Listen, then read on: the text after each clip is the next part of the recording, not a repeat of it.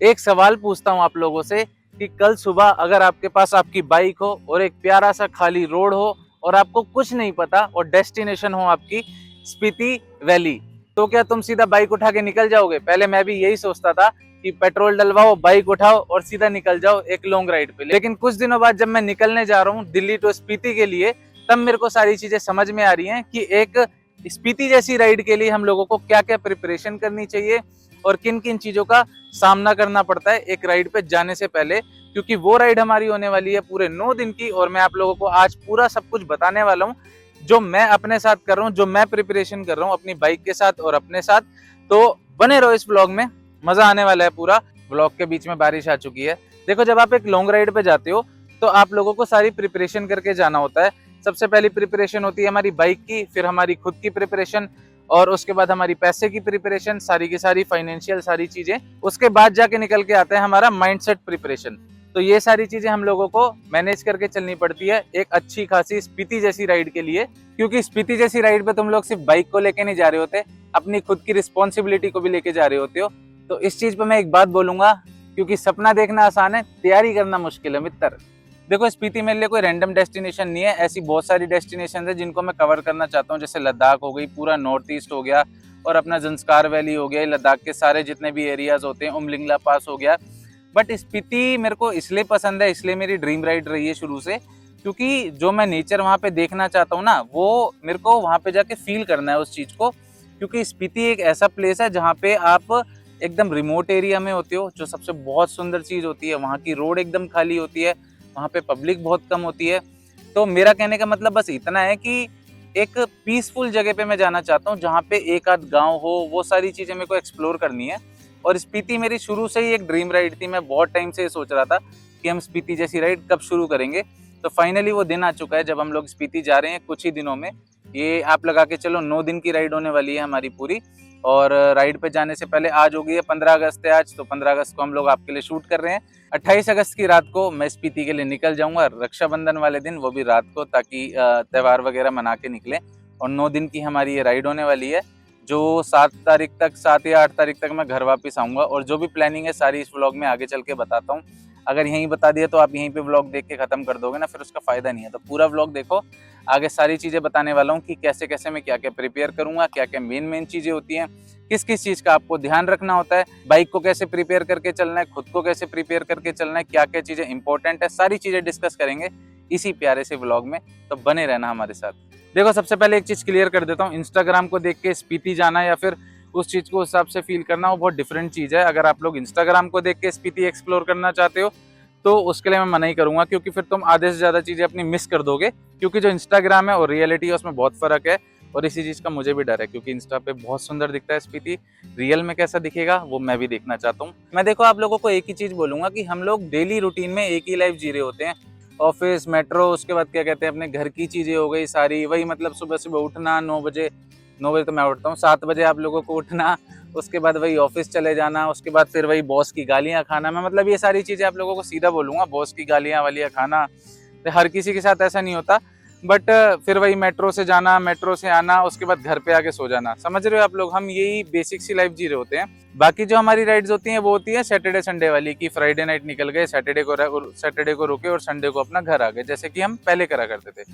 But इस बार ये है कि एक प्रिपेयर 9 दिन की राइड होने वाली है अपनी, जैसे कि मैंने आप लोगों को बताया। तो इसमें मेरे को भी एक्सपीरियंस करना है कि मुझे क्या फील आता है, क्या नहीं आता। और अब हम लोग इस चीज पे डिस्कशन कर लेते हैं कि आप लोगों को क्या क्या चीजें लेके जानी है, बाइक को कैसे प्रिपेयर करना है, वो सारी चीजें, ताकि आप लोगों को भी नॉलेज मिले। देखो, मेरे हिसाब से व्लॉग का ये वाला पार्ट बहुत इंपॉर्टेंट होने वाला है, क्योंकि इसी के अंदर वो सारी चीजें डिस्कस होने वाली हैं जो आप लोगों को हेल्प करने वाली है आगे। और मेरे हिसाब से इतना डिटेल में किसी ने नहीं बताया होगा जितना डिटेल में मैं आप लोगों को बताने वाला हूँ। और खुद भी वो सारी चीजें प्रिपेयर करूंगा। इसके बाद एक व्लॉग और आएगा हमारा, आई थिंक बेसिक वाला जैसे हम बनाते हैं। उसके बाद हमारी सीधा ट्रैवल सीरीज स्टार्ट हो जाएगी स्पीति की। तो 7-8 दिन बाद जब मैं आऊंगा, बीच में 1 हफ्ते का गैप आ सकता है, तो उसके बाद सीधा स्पीति की सीरीज आएंगी, फुल सिनेमैटिक सारी चीजें। तो उसमें आप लोग देख भी लोगे कि क्या क्या चीजें मैं मेंटेन करके गया था। उसके ऊपर भी हम लोग एक डेडिकेटेड सीरीज निकाल देंगे पूरी, कि स्पीति जैसी राइड का एक्सपीरियंस करने के बाद मेरे को कैसा फील हुआ।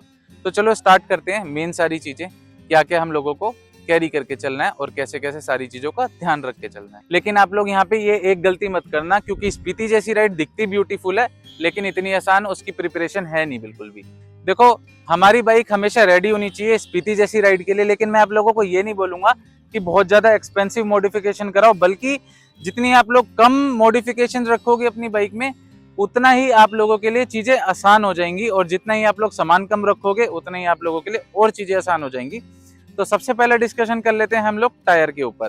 अगर आप लोगों की बाइक का टायर बिल्कुल खत्म पड़ा है या फिर खत्म होने वाला है तो स्पीति जैसी राइड पे ये स्टूपिडिटी बिल्कुल मत करना कि आप लोगों ने टायर चेंज नहीं कराया और इन्हीं टायरों के साथ आप लोग स्पीति चले गए। हम लोगों ने भी रिसेंटली अभी टायर चेंज कराए हैं, इसके आगे वाला एकदम परफेक्ट है, पीछे वाला मैंने चेंज करा रखा है, तो मेरे को कोई इशू नहीं है।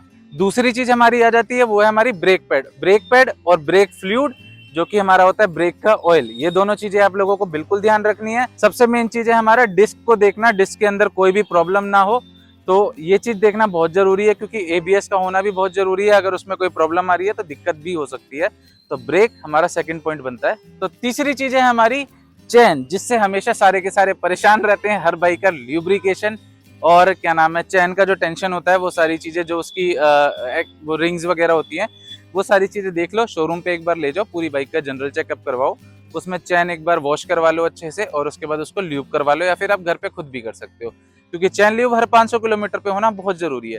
तो यहाँ से सीधा निकलेंगे हम लोग नारकंडा के लिए, उसमें चैन स्प्रे करेंगे, फिर कल्पा के लिए, फिर वहां पे चैन स्प्रे करेंगे, तो चैन स्प्रे का झंझट बना रहेगा, वहां पे क्लीन करना थोड़ा मुश्किल हो जाता है, बट ये है कि ल्यूब हम लोग कर सकते हैं। चौथी चीज आ जाती है हमारी इंजन ऑयल। अगर आप लोगों की बाइक की सर्विस पेंडिंग है तो पहले अपनी बाइक की सर्विस करवाओ, अगर पेंडिंग नहीं भी आपको लगता है कि चलो सर्विस नहीं करवानी है तो एटलीस्ट इंजन ऑयल एक बार टॉप अप करवा लो, वो बहुत बहुत बहुत जरूरी है।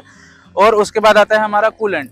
कूलेंट हमेशा देख के चलना, अगर बीच रास्ते में स्पीति जैसी जगह पे कूलेंट की दिक्कत आ गई तो अब बाइक आपकी ओवर हीट होगी, और उसके बाद वहां पे आप लोगों को कोई साधन नहीं मिलने वाला किसी भी चीज का, तो आप परेशान हो जाओगे बहुत। अब हमारी बाइक पूरी की पूरी रेडी है स्पीति जाने के लिए, यहाँ पे नहीं लेकिन हमारे दिमाग में अभी। लेकिन एक बाइक एक राइडर की जान नहीं बचा सकती अगर राइडर ही स्टूपिडिटी करना शुरू कर दे, अपने आप को सेफली लेके ना जाए। मैं बात करने वाला हूँ, आप लोग जान ही चुके होंगे, riding jacket, riding pants, shoes, knee guards, ये सारी चीजें कवर करके चलना, क्योंकि अगर आप लोग वापस ना आए तो ना बाइक का फायदा, ना आप लोगों का किसी कंटेंट का फायदा, ना कुछ। तो सबसे पहला इंपॉर्टेंट यही है कि खुद को प्रिपेयर करके चलना, पूरे गियर्स में चलना, हेलमेट, ग्लव्स वगैरह सब कुछ प्रॉपर होने चाहिए, बिल्कुल भी नागा नहीं होना चाहिए उन सब चीजों में। ये मत सोचना कि थोड़ा सा एंजॉय कर लूं, हवा खा लूं लाइक दैट, तो क्योंकि राइडिंग जैकेट में भी अच्छी खासी हवा आ जाती है। एक अच्छी सी जैकेट खरीद लेना आप लोग, 4500 रुपए में एक्सोर की जैकेट ले सकते हो, नीचे टैप बटन आ रहा होगा, वहां से जाके आप लोग जैकेट भी ले सकते हो, तो थोड़ा सा सपोर्ट मिल जाएगा अपने को। तो हेलमेट भी ले सकते हो, कुछ भी ले सकते हो। तो ये सारी चीजें ध्यान रखना, अगर राइडर स्टूपिडिटी करेगा तो बाइक उसमें आप लोगों की जान नहीं बचा सकती है। देखो, माउंटेन्स पे बाइक को टेस्ट करने मत जाना, जो हम लोग करने जाते हैं स्पीति जैसी राइड पे, पहले अपनी बाइक को टेस्ट यहाँ पे करके फिर माउंटेन्स पे जाना। ये चीज उल्टी बोलूंगा थोड़ी इस बार हम लोग इसकी टेस्टिंग नहीं करने जा रहे हैं पहाड़ों पे, ना इसकी औकात देखने जा रहे हैं। इस बार हम पहले से इसकी औकात बना के इसको लेके जा रहे हैं, क्योंकि ऐसी जगहों पे बाइक का प्रिपेयर होना ज्यादा जरूरी है, ना कि ऐसे ही बाइक को ले गए और उसके बाद वहां पे फंस गए। एक छोटा सा बोनस टिप, कुछ चीजें बहुत छोटी छोटी होती हैं लेकिन बहुत इंपॉर्टेंट हो जाती हैं ऐसे रिमोट एरिया में जाने के लिए, जिसमें से होता है हमारा एक पंचर किट, एयर पंप हवा भरने के लिए, और एक होती है हमारी सबसे प्यारी चीज, वो होती है हमारी डक्ट टेप। तो जब आप लोग ऐसे रिमोट एरिया में जाते हो ना, वहाँ पे छोटी छोटी चीजें भी हीरो बन जाती हैं। देखो, लॉन्ग राइड में सिर्फ बाइक का नहीं, हमारी बॉडी का भी टेस्ट होता है, तो उसमें आप लोगों को सौरभ की एस्तेसी हो गई फोन गिरते के साथ ही। कुछ बिगड़ता नहीं है इसका यार। तो क्या नाम है, बॉडी का भी देखो टेस्ट होता है कि इतने दिन की आप लोग राइड करने जा रहे हो, पूरे 9 दिन आप लोगों को बाइक चलानी है। तो सबसे पहले मेन चीज, अपने आप को पूरा हाइड्रेटेड रखो, पानी हमेशा पीते रहना। ये मत सोचना सर्दी है तो पानी नहीं पीना, ये बहुत बड़ी मिस्टेक हो जाएगी। और दूसरा ये होता है कि मैं भूल चुका हूँ, एक बार देख लेता हूँ। हाँ, दूसरा ये होता है नींद पूरी रखना, और उसके बाद होता है प्रॉपर फूड, और उसके बाद होता है हमारे छोटे छोटे ब्रेक्स जो हम लोग हर ट्रिप पे लेते हैं। हर 1 घंटे बाद एक छोटा छोटा ब्रेक जरूर लेना। ये मत सोचना कि मुझे कल्पा से सीधा टाबो आज में पहुंचना है। पहुंचना तो एक ही दिन में है, लेकिन बीच में थोड़ा मतलब कि 5 बजे पहुंचने के बजाय 7 बजे पहुंच जाओ, लेकिन ब्रेक हमेशा लेके चलो। सबसे मेन लाइन, अगर आपकी बॉडी बोल रही है थोड़ी देर रुक जा, तो माउंटेन्स के सामने कभी भी ईगो नहीं चलती। ये लास्ट व्लॉग में मैंने ईगो के ऊपर पूरी बात करी हुई है। ईगो सबसे ज्यादा इंसान को, एक राइडर को एक्सीडेंटल करती है। उसकी जान ले लेती है। उसके ऊपर वो पूरा व्लॉग देख लेना, आप लोगों को सब समझ में आ जाएगा। पहले तो आप लोगों को पता होना चाहिए कि हमारी बाइक की फ्यूल कैपेसिटी कितनी है, वो कितने किलोमीटर तक चल सकती है। जैसे हमारी ड्यूक चलती है लास्ट 350 किलोमीटर, बट पहाड़ों पे हम लोग इसको 300 किलोमीटर लेके चलेंगे। हमेशा ये मत देख के चलना कि गूगल मैप पे पेट्रोल पंप दिखा रहा है तो पक्का वहां पे वो ओपन ही होगा। मैं ये बोल रहा हूँ ओपन पेट्रोल पंप दिखाएगा, लेकिन 90% चांसेस है कि ओपन ना हो, क्योंकि मेरे ख्याल से टाबो के बाद पता नहीं काजा तक बीच में एक पेट्रोल पंप अब खुल गया है, पहले नहीं था। तो ये सारी चीजें आप लोगों को देख के चलनी है। गूगल मैप के भरोसे मत रहना बिल्कुल भी पेट्रोल को लेके। आज के यूपीआई के जमाने में ये मत सोचना कि स्पीति जैसी जगह पे आप लोगों को हर जगह यूपीआई मिलने वाला है। तो थोड़ा सा कैश कैरी करके चलना, क्योंकि ये बहुत इंपॉर्टेंट चीज है। हर जगह पे आप लोगों को यूपीआई नहीं मिलेगा वहाँ पे। तो यही बोलूंगा कि कैश कैरी करके चलो। और सौरभ, हमें भी ध्यान रखना पड़ेगा भाई, कैश लेके चलना याद दिला दियो उस टाइम पे, कभी हम भी यूपीआई के भरोसे चल दें तो ये सारी चीजें मुझे भी ध्यान रख के चलनी है। मैं वही आप लोगों को बता रहा हूँ ताकि मैं भी एक ब्लॉग में याद रख पाऊँ सब कुछ। और मेरे पास तो खैर मेरी लिखी हुई स्क्रिप्ट भी है जो मैंने आप लोगों के लिए बनाई है, बट ठीक है, हम लोग कर लेंगे मैनेज। तो कैश कैरी करके जरूर चलना, और घर पे अपने किसी बड़े को जरूर बता के चलना आप लोग कहाँ कहाँ स्टे करोगे, क्योंकि एक लॉन्ग राइड पे सिर्फ हवाबाजी जरूरी नहीं है, इररिस्पॉन्सिबल होना बिल्कुल जरूरी नहीं है। हमेशा सीरियस होके चलो और सिचुएशन को हैंडल करना सीखो, ये बहुत इंपॉर्टेंट चीज है। अब आते हैं हमारे सबसे मेन पॉइंट पे कि आप लोगों को बैग में क्या क्या लेके जाना है। मैं आप लोगों को यही प्रेफर करूंगा कि आप बैग थोड़ा बड़ा लेके चलो, ट्रैवल वाला, बट उसके अंदर सामान आप लोग कम रखो, लेकिन जैकेट हमेशा 2 रखना, या फिर क्या कहते हैं 3 लेयर वाली जैकेट रखना, थोड़ी अच्छी वाली, क्योंकि मेन वहां पे काम करेगी आप लोगों की जैकेट। कपड़े आप लोग देखो, सर्दियों में क्या होता है कि ऐसी पहाड़ों वाली जगह पे कपड़े इतनी जल्दी स्मेल नहीं करते, कोई गंदगी नहीं होती है उनके अंदर, तो आप एक कपड़े 2 दिन 3 दिन भी आराम से पहन सकते हो। तो कपड़े हमेशा कम लेके चलो। हमारी मेन जैकेट होती है जो हमें ठंड से बचाएगी, उसका ज्यादा ध्यान रखना, तो उसमें ज्यादा फायदा है। मेरे हिसाब से चलना चाहते हो तो मैं पैंट पहनने वाला आदमी नहीं हूँ, मैं पहनता हूँ सर्दियों वाले लोवर पहन लेता हूँ, मतलब मेरे को लोवर ज्यादा पसंद है, कंफर्टेबल रहते हैं। ऐसी जगहों पे अगर आप लोवर पहन के जाना चाहते हो तो ज्यादा बेस्ट है। पैंट में थोड़ी सी प्रॉब्लम होती है, हर किसी को नहीं होती, सबको पसंद होती है, हर किसी की चॉइस है। मुझे नहीं पसंद, मेरे को ऐसे रहना पसंद है खुला डुल्ला, तो वो आप लोग देख लेना जैसा ठीक लगे। अब एक और इम्पोर्टेंट चीज, माउंटेन्स पे आप लोगों को अपने माइंड के साथ चलना पड़ेगा हर जगह पे, क्योंकि माउंटेन्स पे कभी भी रोड खराब हो सकता है, कभी भी बारिश आ सकती है, कभी भी वेदर खराब हो सकता है। बहुत सारी चीजें हैं जो माउंटेन कभी ये नहीं देखता कि किस हिसाब से बंदा आया है, क्या करके आया है, क्योंकि माउंटेन्स पे अगर आप लोग जाते हो तो खुद की चीजों से ज्यादा आप लोगों को माउंटेन की सुननी पड़ती है, पहाड़ों की सुननी पड़ती है, क्योंकि वहां पे हमारी बिल्कुल नहीं चलती। तो ये एक रिस्पेक्ट भी है हमारी बाइकर्स की तरफ से। तो ये सारी चीजों का ध्यान रख के चलना, कभी भी वेदर खराब हो सकता है, कभी भी, मतलब उस टाइम पे आप लोगों के पास 2 ही पॉइंट होंगे, या तो इरिटेट होके बैठ जाओ, या फिर उस चीज को एंजॉय करके अपने दिमाग के साथ, अच्छे माइंडसेट के साथ उस चीज को सॉल्व कर लो। मेरे हिसाब से देखो, ट्रैवल का असली मतलब ये नहीं है कि आप लोग सिर्फ मजे लेने के लिए वहां पे जा रहे हो। ट्रैवल का असली मतलब मुझे अब समझ में आया है कि माउंटेन्स हमें ये बोलते हैं, कभी भी तुम किसी चीज को पकड़ के मत चलो, कभी भी ये मत करो कि कंट्रोल में रखना है, कब पहुंचेंगे, कहाँ पहुंचेंगे, कितनी देर में पहुंचेंगे, ये सारी चीजें धरी की धरी रह जाती हैं उस टाइम पे। तो ट्रैवल एक ऐसी चीज है, वो आप लोगों को रियल लाइफ में भी रहना सिखाती है कि किसी भी चीज को पकड़ो मत, जो है जर्नी को एंजॉय करो, पकड़ के किसी भी प्रॉब्लम को रोना छोड़ दो।